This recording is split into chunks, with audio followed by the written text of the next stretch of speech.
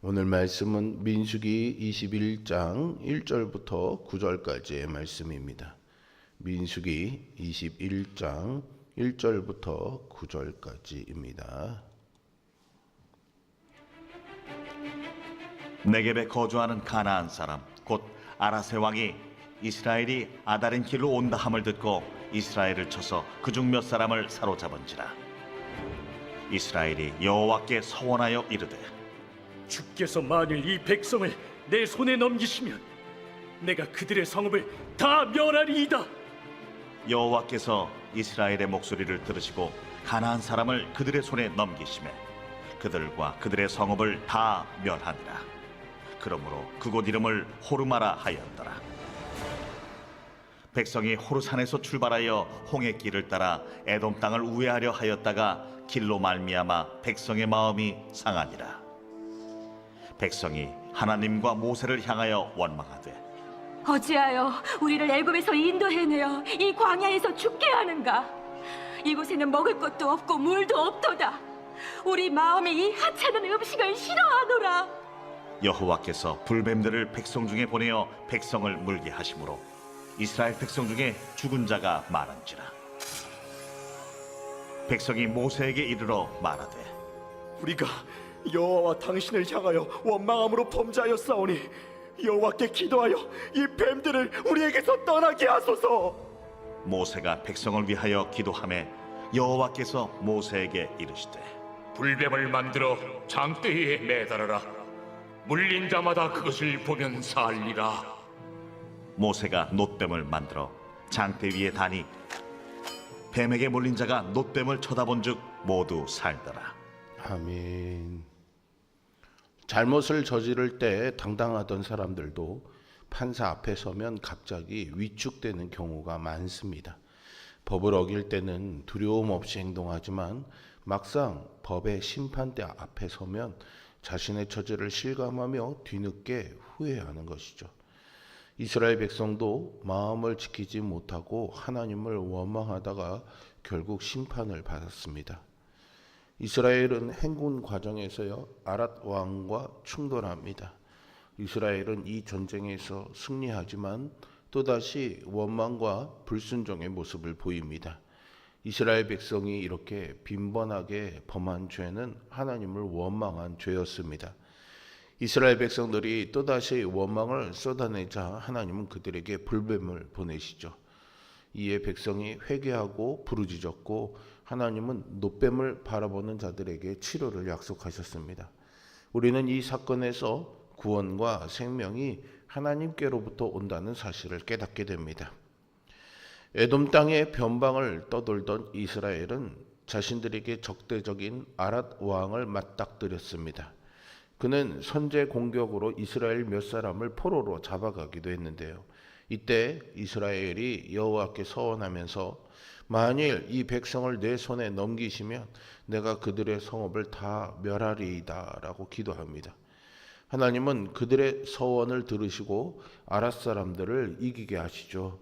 그래서 그들은 그곳을 파멸, 진멸이라는 뜻을 가진 호르마라고 불렀습니다.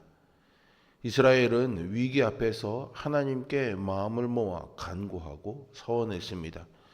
이전에는 문제 앞에서 불평하고 원망하고 반항했지만 이번에는 하나님께 도움을 구하며 의지한 것이죠. 하나님은 승리를 약속하셨고요. 약속한 대로 승리를 주셨습니다. 특히 파멸, 진멸이라는 의미의 호르마라는 이 이름을 통해서 완전한 승리가 이루어졌음을 알 수 있습니다.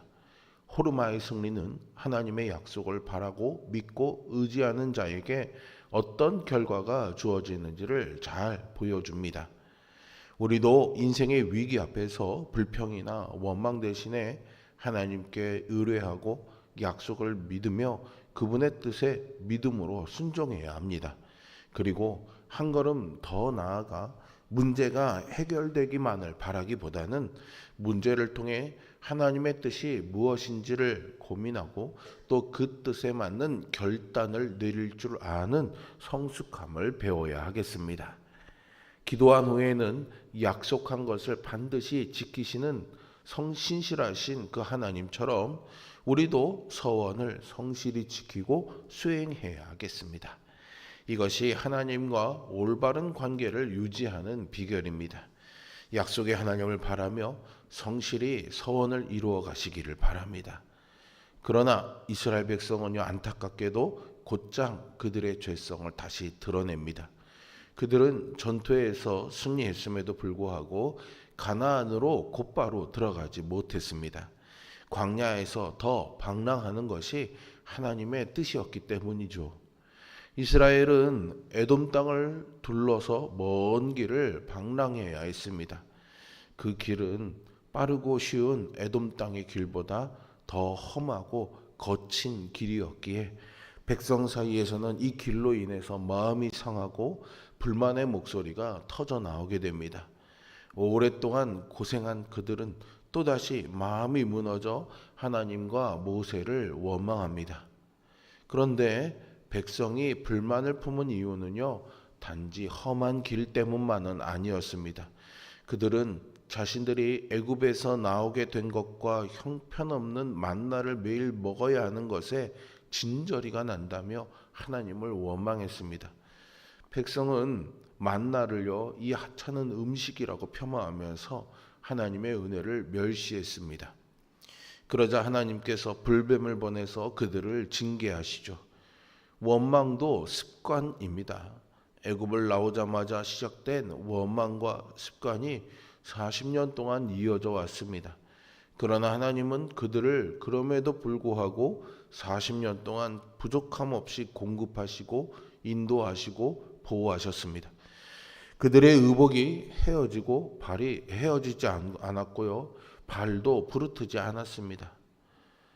백성들은 독사에 물린 자들이 죽어가는 모습을 보면서요, 죽음의 공포에 휩싸여서 간절하게 살 길을 구했습니다. 죽음을 눈앞에 두고서야 백성들이 뒤늦게 회개하며 또 모세에게 중보 기도를 요청하자 하나님은 놋뱀을 만들어서 장대에 달게 하셨고 그것을 쳐다본 자마다 다 살아났습니다. 다함이 없는 은혜이요 길이 참으시는 긍휼임을 알게 됩니다. 그렇다면 누가 놋뱀을 바라보았을까요?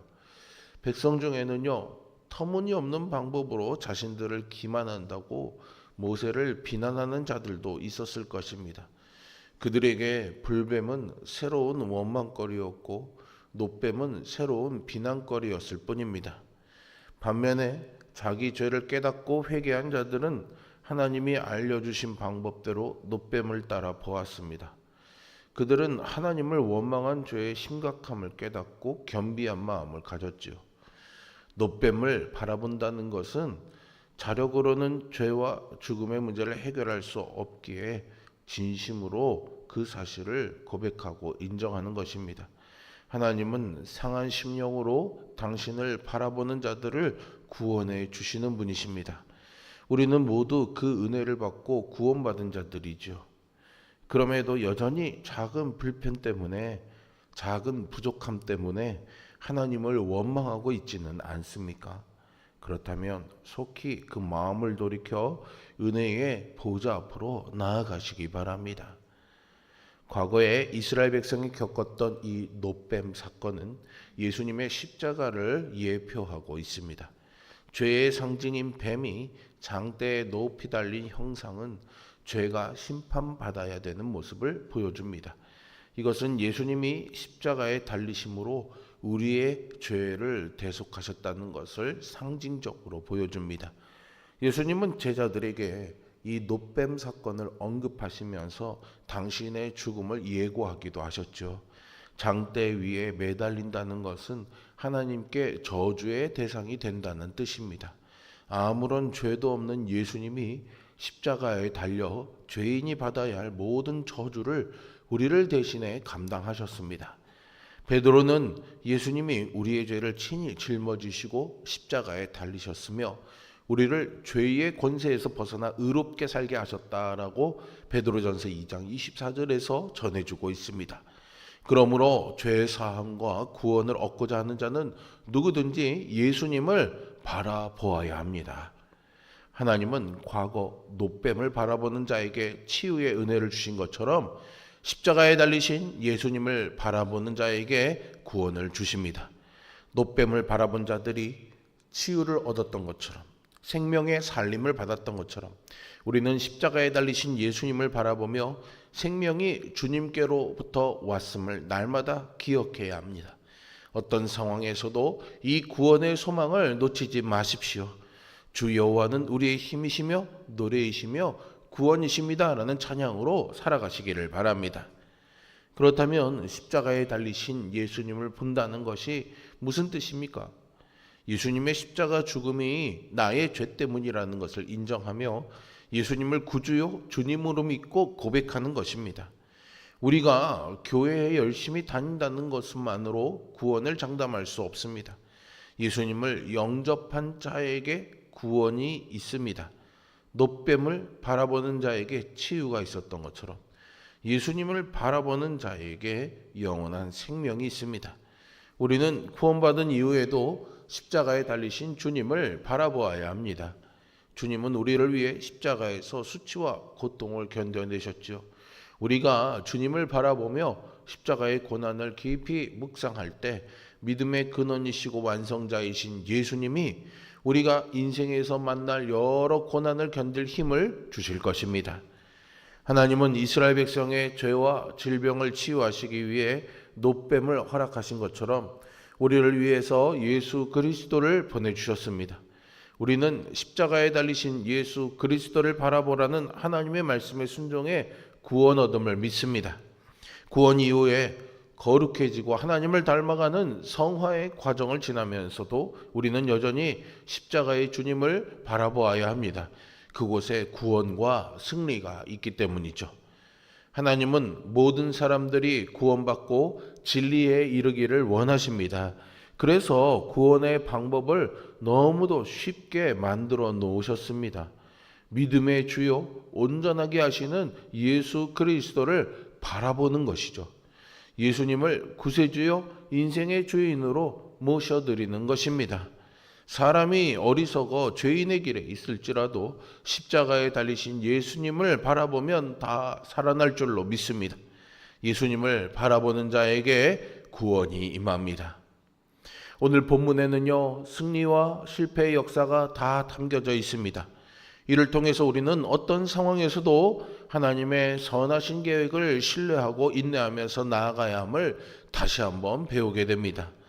약속의 하나님을 믿으며 구원의 하나님을 바라보는 삶으로 이 믿음의 길 위에서 늘 주님의 도우심으로 승리하시기를 주님의 이름으로 축원드립니다. 기도하겠습니다. 신실하시며 사랑이 많으시고 자비로우신 아버지 하나님, 늘 하나님의 진노와 심판 앞에서 두려워 떨 수밖에 없는 죄인인 우리들을 위해서 노뱀처럼 십자가에 달리신 예수 그리스도를 통한 구원의 길을 열어놓으시니 감사와 찬양을 올려드립니다. 완악하고 곧은 우리의 목에 성령의 은혜를 더하여 주시어서 우리의 인생길에 손앞에 잡히고 발 앞에 놓여져 있는 것을 바라보던 뻣뻣한 목을 이제 하나님을 향해 돌려 노뱀에 달린 노뱀처럼 십자가에 달리신 예수님을 바라보며 사는 우리 모두가 되게 하여 주시옵소서.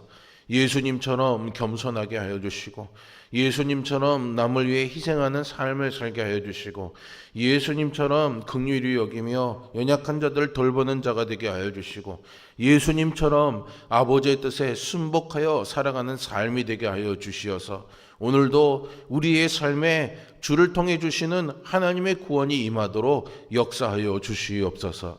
오늘 저녁도 성도들이 모여 함께 기도하는 자리에도 성령님 불과 같이 임하여 주시어서 기도를 통해 우리 교회와 우리 개인의 삶에 놀라운 하나님의 역사가 일어나는 복의 통로로 삼아 주옵소서. 예수 그리스도의 이름으로 기도합니다.